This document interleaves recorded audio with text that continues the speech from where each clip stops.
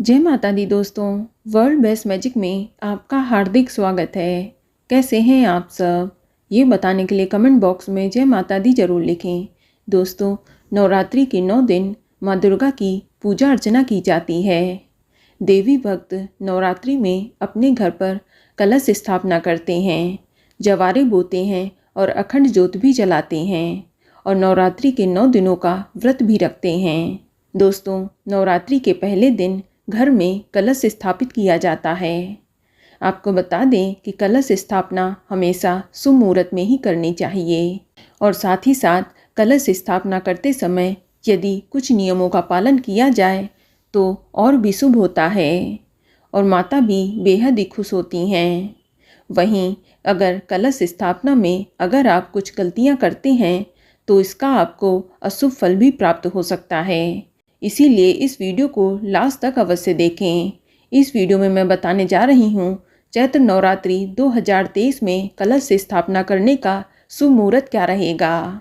इसके अलावा कलश स्थापना करते समय आपको कौन कौन सी गलतियाँ भूल कर भी नहीं करनी चाहिए, इसकी भी जानकारी दूंगी। लेकिन वीडियो शुरू करने से पहले आपसे रिक्वेस्ट है कि अगर अभी तक आपने हमारे YouTube channel world best magic को सब्सक्राइब नहीं किया है तो जल्दी से सब्सक्राइब करके बेल आइकन दबा दें। साथ ही इस वीडियो को लाइक करें और ज़्यादा से ज़्यादा शेयर करें। तो आइए शुरू करते हैं। दोस्तों, नवरात्रि में कलश स्थापना करने का विशेष महत्व है। कलश स्थापना को घट स्थापना भी कहते हैं। कलश को सुख, समृद्धि, ऐश्वर्य देने वाला तथा मंगलकारी माना जाता है। नवरात्रि में कलश स्थापना करके देवी देवताओं का आवाहन किया जाता है। इससे घर की सभी विपदा टल जाती हैं और घर में सुख शांति बनी रहती है। दोस्तों, चैत्र शुक्ल पक्ष की प्रतिपदा के दिन ही कलश स्थापना की जाती है और इस साल 22 मार्च 2023 दिन बुधवार से चैत्र नवरात्रि शुरू हो रही हैं, जो कि 30 मार्च 2023 दिन गुरुवार तक चलेंगी। और इस बार प्रतिपदा तिथि की शुरुआत 21 मार्च 2023 की रात को 10:52 पर हो जाएगी और प्रतिपदा तिथि की समाप्ति 22 मार्च 2023 की रात को 8:20 पर होगी।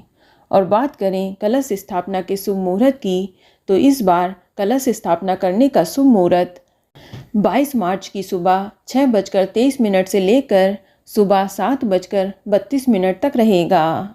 इस शुभ मुहूर्त की कुल अवधि 1 घंटा 9 मिनट की रहेगी।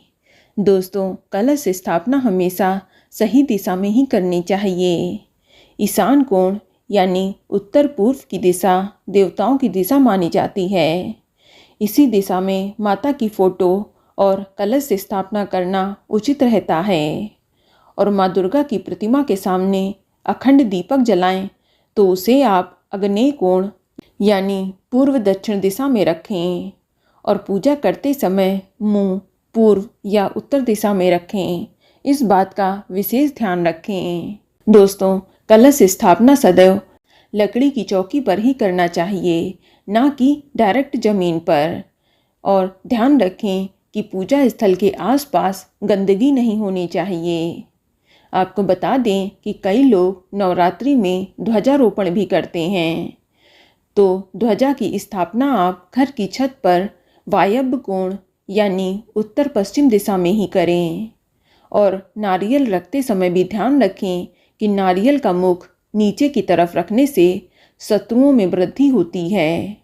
यदि नारियल का मुख ऊपर की तरफ रखें तो रोग बढ़ते हैं और पूर्व की तरफ नारियल का मुख रखने से धन का नाश होता है। इसलिए नारियल की स्थापना करते समय हमेशा इस बात का ध्यान रखें कि नारियल का मुख साधक की तरफ रहे। ध्यान रहे कि नारियल का मुख उस सिरे पर होता है जिस तरफ से वह पेड़ की टहनी से जुड़ा होता है। तो दोस्तों, इस बात का विशेष ध्यान रखना है।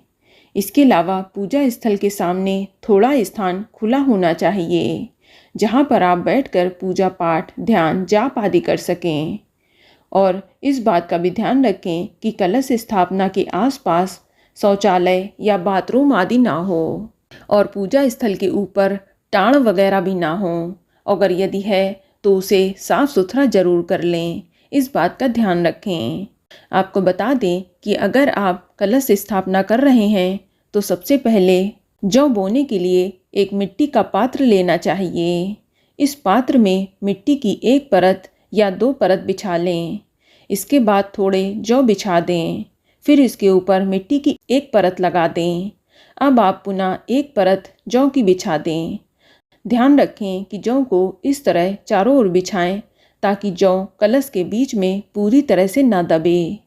फिर इसके ऊपर दोबारा मिट्टी की परत डाल के हल्का सा पानी सींच दें। अब आप कलश तैयार करें। सबसे पहले कलश पर स्वास्तिक का चिन्ह बना लें और कलश के मुख पर मौली बांध लें और कलश में शुद्ध जल और थोड़ा सा गंगा जल भरें और साथ ही साबुत सुपारी, फूल, इत्र, अष्टगंध, अक्षत, सिक्का डाल दें। इसके बाद पूजा स्थल पर एक लकड़ी की चौकी पर लाल रंग का वस्त्र बिछा दें। उस पर कुमकुम या अक्षत से अष्टदल कमल बना लें। अब इस पर जल से भरा हुआ कलश स्थापित करें। कलश का मुंह खुला न रखें, उसे किसी चीज़ से ढक दें। अगर कलश को किसी ढक्कन से ढका है तो उसे चावलों से भर दें और उसके बीचों बीच नारियल भी रख दें। ध्यान रखें कि नारियल पर लाल कपड़ा जरूर लपेटें, उसे मौली से भी बांध दें। अब नारियल को कलश पर रख दें। इसके बाद भक्त को अपने दाहिने हाथ में अक्षत पुष्प लेकर सभी देवी देवताओं का आवाहन करना चाहिए और अक्षत पुष्प को कलश पर छोड़ देना चाहिए। इसके बाद कलश की विधिवत पूजा अर्चना करनी चाहिए। सर्वप्रथम जल चढ़ाएं, वस्त्र यज्ञोपवीत चढ़ाएं, चंदन, रोली, अक्षत, फूल माला अर्पित करें, इत्र चढ़ाएं, नैवेद्य चढ़ाएं, पान, सुपारी, लौंग, इलायची, सिक्का सहित अर्पित करें, धूप दीप जलाकर आरती दिखाएं।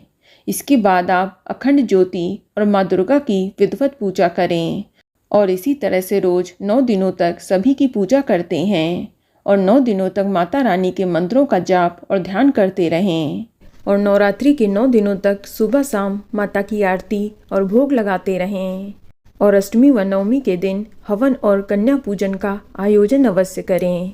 इसी के बाद ही अपने व्रत का पारण करें। माता रानी आपकी पूजा जरूर स्वीकार करेंगी और आपकी हर मनोकामना को पूरा करेंगी। तो बोलो शेरा वाली माता की जय। तो दोस्तों, ये जानकारी आपको अच्छी लगी तो कमेंट में जय माता दी जरूर लिखें और अगर आपका कोई सवाल है तो उसे कमेंट बॉक्स में अवश्य पूछ लें और इस वीडियो को लाइक करें, शेयर करें और साथ ही साथ चैनल को सब्सक्राइब करें। धन्यवाद।